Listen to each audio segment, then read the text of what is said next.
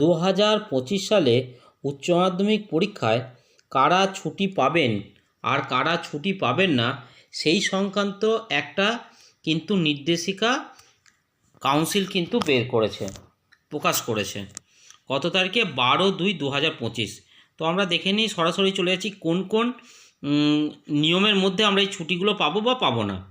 তো প্রথমে 1 নম্বর আছে, যা এখানে কিন্তু কোনো ছুটি দেওয়া যাবে না বা সিসিএল কোনো গ্র্যান্ট করা যাবে না, সে টিচিং হোক বা নন টিচিংই হোক।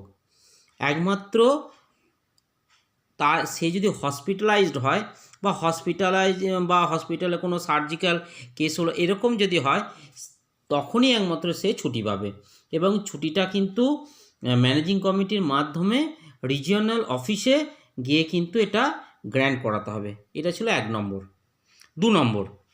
2 নম্বরে কি বলা হচ্ছে, যে কোনো টিচিং বা নন টিচিং স্টাফের যদি ছেলে বা মেয়ে যদি পরীক্ষা দেয় তাহলে সে কিন্তু ছুটি পাবে, কিন্তু তাকে কিন্তু ম্যানেজিং কমিটির মাধ্যমে ছুটির জন্য দরখাস্ত করে সেটা রিজিওনাল অফিসে গিয়ে ছুটিটা তাকে কিন্তু স্যাংশন করাতে হবে।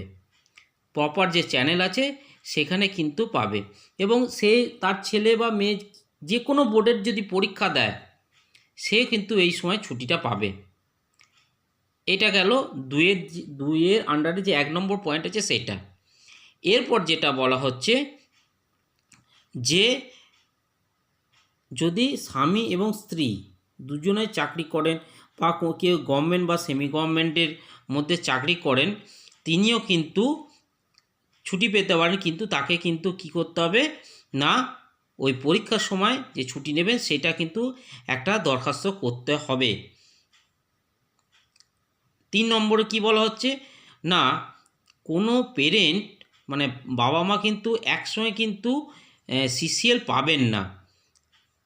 এবং সিসিএল যদি নিতে হয় তাদের পরীক্ষা সংখ্যা, তাহলে কিন্তু ম্যানেজিং কমিটির কাছে শুধু যে অ্যাপ্লিকেশন করলে হবে তা নয়, সেটা কিন্তু রিজিওনাল অফিসে গিয়েও কিন্তু গ্র্যান্ট করিয়ে আনতে হবে। এটা গেল 3 নম্বর। এরপর বাকি যে আমরা 3 নম্বর যেটা আছে, অর্থাৎ 2-এর 3 নম্বরটা বললাম। এরপর যেটা হচ্ছে কোনো টিচিং বা নন টিচিং স্টাফের ছেলে বা মেয়ে যদি পরীক্ষা দেয় এবং তিনি ওই উচ্চ মাধ্যমিক স্কুলে তার যদি অর্থাৎ নিজের স্কুলে যদি সেন্টার হয়, তাহলে কিন্তু তিনি কতগুলো কাজ করতে পারবেন না।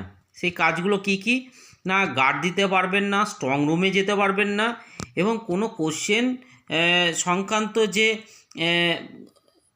কাজ সেগুলো কিন্তু করতে পারবেন না।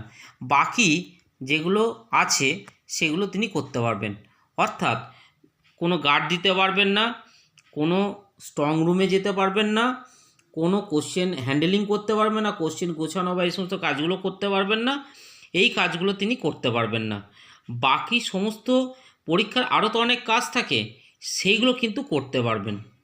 তাহলে আমাদের একটা জিনিস জানা গেল যে যারা সিসিএল হয়তো নেবেন পরীক্ষার সময়, তারা কিন্তু ম্যানেজিং কমিটির কাছে জানাবেন এবং সেটা রিজিওনাল অফিস থেকে গ্র্যান্ট করিয়ে তিনি কিন্তু ছুটিগুলো নিতে পারবেন।